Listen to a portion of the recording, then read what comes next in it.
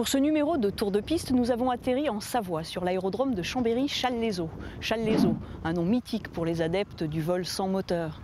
La petite commune savoyarde y accueille cet aérodrome des plus réputés, particulièrement grâce à son centre de vol à voile, un des plus importants d'Europe et le premier en France pour la formation des pilotes. Le site bénéficie en effet d'un environnement exceptionnel, grâce à la proximité des montagnes et au voisinage de la pente du mont Saint-Michel. Oui, le mont Saint-Michel, ici, en Savoie. La liberté, la relation avec la nature, la joie de maîtriser l'air et ses courants, mais aussi l'entraide. Le vol à voile, ce n'est pas simplement une activité de loisir, c'est une école de la vie, diront les anciens. C'est aussi un art, et ici, ce mot prend tout son sens. Partons à la découverte de cet aérodrome unique en son genre, des passionnés qui le font vivre, de son histoire, et bien sûr de l'environnement montagneux, source d'ascendance plus que prisé par les vélivoles. À quelques kilomètres de Chambéry, chef-lieu de la Savoie, l'aérodrome de Challes-les-Eaux se situe à la limite nord-ouest du vaste et somptueux massif alpin, entouré des deux parcs naturels régionaux des Bauges et de la Chartreuse. Le Mont Blanc n'est qu'à 80 km du terrain de Challes et j'avoue qu'à chaque fois que l'on survole le Mont Blanc, c'est quand même un grand moment pour un vélivole. Avec les glaciers, les montagnes, 4850 mètres, c'est vraiment impressionnant. Et ne serait-ce que pour ça, ça mérite de venir voler à Challes.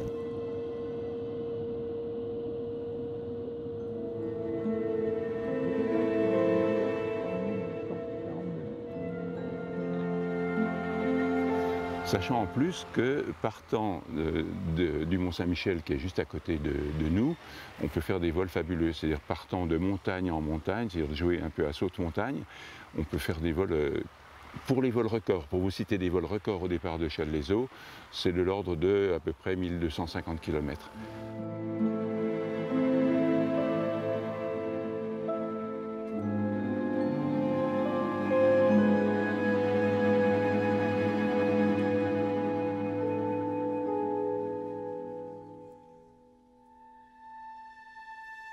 C'est très ordonnancé. On fait d'abord les vols de 300 km, de 500 km, de 750.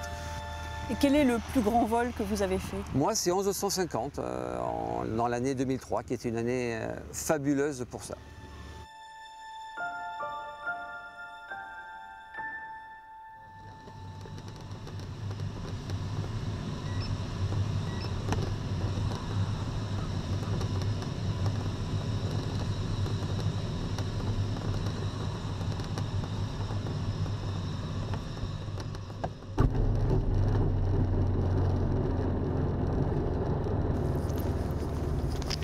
Bonjour Jean-Noël. Bonjour Magali. Nous sommes sur l'aérodrome de Challes-les-Eaux. Bienvenue à Challes-les-Eaux. Merci, vous fréquentez ces lieux depuis quelques décennies. On dira comme ça, ouais, quelques décennies. Vous êtes moniteur de planeur. Oui. Et ici, c'est un terrain qui a une longue histoire. Qui a une histoire, alors disons qu'au niveau planeur, c'est une histoire qui date en gros de 1942, mais l'aérodrome lui-même est plus que centenaire maintenant.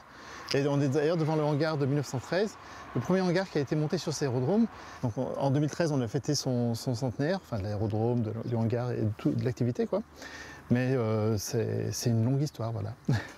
Et une histoire qui démarre même avant 1913. Il faut revenir à 1783. Il y a eu les premiers vols des montgolfiers, avec leur montgolfière à Annonay puis à Paris. Et ici en Savoie, qui n'était pas française à l'époque.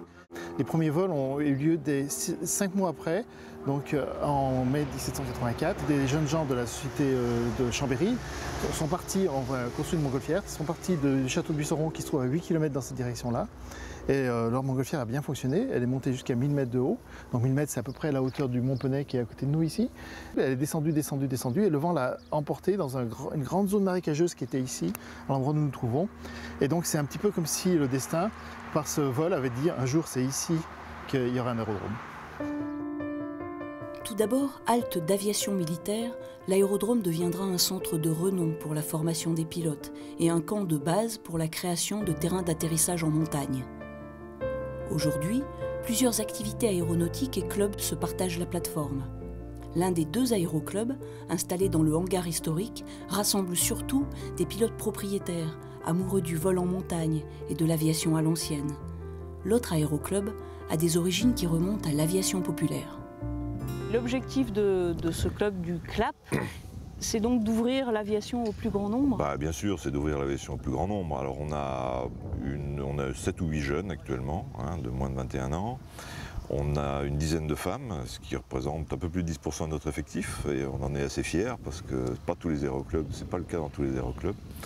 Et on est entre 70 et 80 membres selon les années, ce qui nous permet de tourner avec 3 avions aujourd'hui, un DR400, un DR300 qui doit être en train de faire des tours de piste, et cet avion donc, qui est essentiellement dédié à la montagne, puisqu'on est dans un cadre fantastique pour ça, et que dans l'été, il y a beaucoup d'altisurface dans la région et un peu vers le sud. Et l'hiver, avec les skis, bien sûr, on peut aller en glacier ou sur certaines altisurfaces aussi.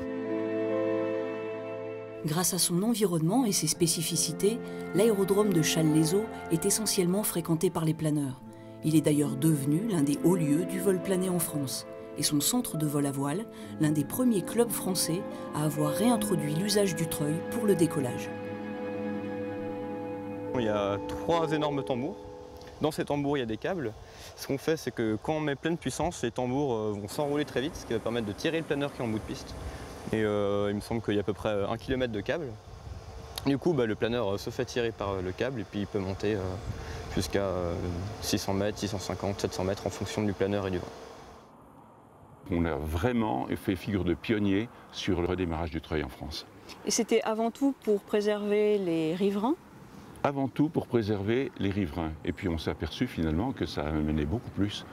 On pouvait augmenter également la sécurité, en cas de casse de câble notamment. Derrière un avion remorqueur basse altitude, c'était problématique. Avec le treuil, ça ne l'était plus. Et puis également, il y avait une autre raison qui nous est apparue par la suite, c'est que ça coûtait beaucoup moins cher. Donc ça permettait à nos jeunes, notamment, de voler pour beaucoup moins cher qu'avec un remorquage.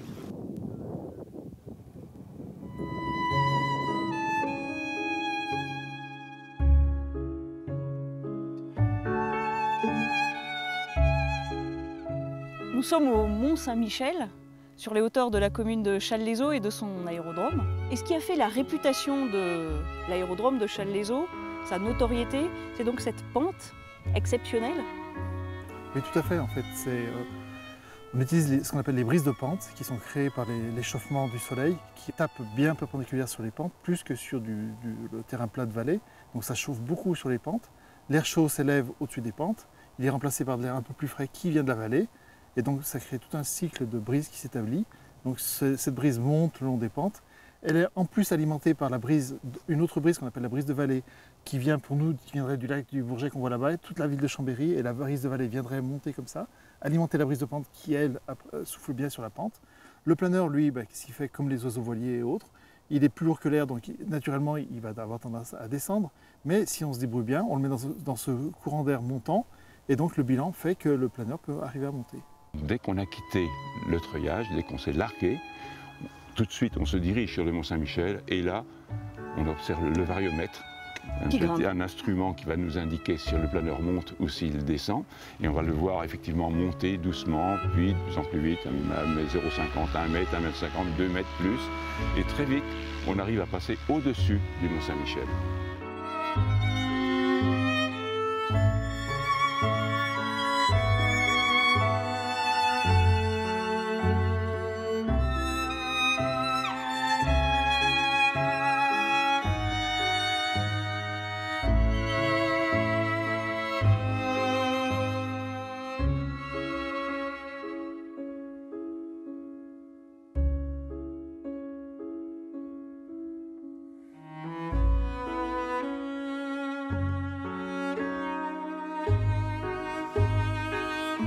Et donc une fois que les planeurs sont arrivés en haut de cette pente, ils cherchent à imiter les oiseaux, c'est ça, à spiraler? Oui, alors après, disons que l'idée c'est que le courant ascendant ne va pas s'arrêter au sommet de la pente, il va continuer généralement sous forme d'une colonne d'air chaud qui va monter jusqu'au nuage.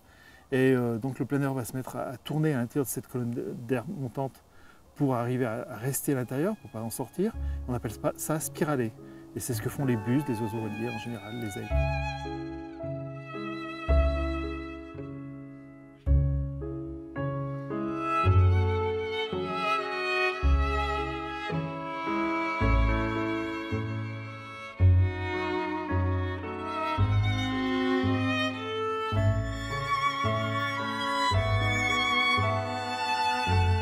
on arrive au-dessus du Mont-Saint-Michel, là il faut s'échapper. Et pour s'échapper, là on va être obligé de prendre ce qu'on appelle les thermodynamiques, c'est-à-dire un effet dû à l'échauffement sur le sol grâce au soleil et également renforcé par le vent. Donc à ce moment-là, on va pouvoir se permettre de prendre de l'altitude, encore plus d'altitude, et partir sur une autre montagne. Et là, on va découvrir le vol au-dessus des Alpes. Déjà en campagne normale, enfin région parisienne ou autre, c'est beau. Déjà c'est magnifique, mais alors au-dessus des Alpes, c'est sublime.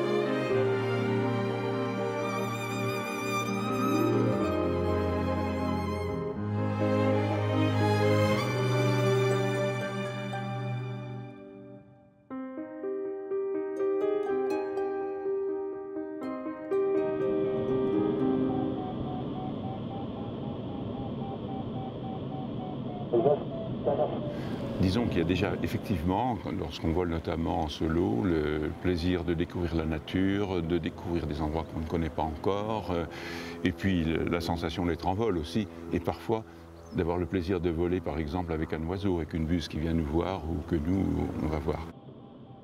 Il arrive fréquemment que dans le local de Chasles, dans un rayon de 20-30 km, on puisse apercevoir des mouflons, on puisse apercevoir des sangliers, on puisse apercevoir des aigles.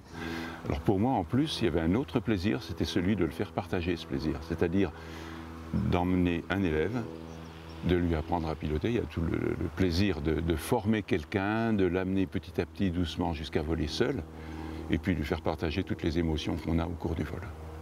Antoine, tu as 16 ans et tu pilotes déjà un planeur. Oui, je suis en seconde au lycée Monge et c'est grâce au lycée, en partenariat avec le CSVVA, le centre de vol à voile de Chasles-les-Eaux, qui m'a permis de planer. Voilà. Donc il y a une section en fait au sein de ton lycée, la section Saint-Exupéry. Oui, Saint-Exupéry. Et donc tu as combien d'heures de vol maintenant? Au total, j'en ai 16 heures. Voilà. Et là tu viens de faire un vol? De 2 heures. Un très beau vol avec très belle vue. On est allé à Annecy, après on est revenu sur le Granier, puis on a atterri. Voilà. Et c'est toi qui pilotais? Oui, tout le temps. Pendant ces 16 heures de vol que tu as déjà effectuées, qu'est-ce que tu as ressenti? Déjà j'ai ressenti une grosse différence par rapport à un avion. On est dans le ciel, on est comme des oiseaux, tout est calme, on entend juste le bruit du vent. Pas de bruit de moteur et voilà, on est libre, on peut faire des super beaux mouvements, des belles courbes. Et le paysage? Magnifique. Souvent le soir, les meilleurs moments c'est le soir, vers 8h30. On voit le coucher de soleil, c'est magnifique. Dans la vie de tous les jours, vous pilotez un A380. Et alors, vous trouvez plus de plaisir à piloter cet avion ou un planeur?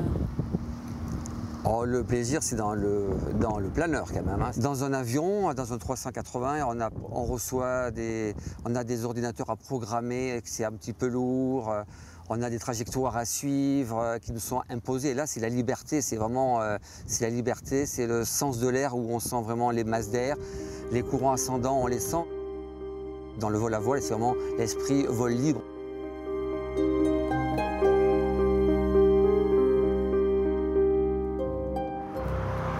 Merci Jean-Noël pour la découverte de ce terrain mythique et encore très vivant.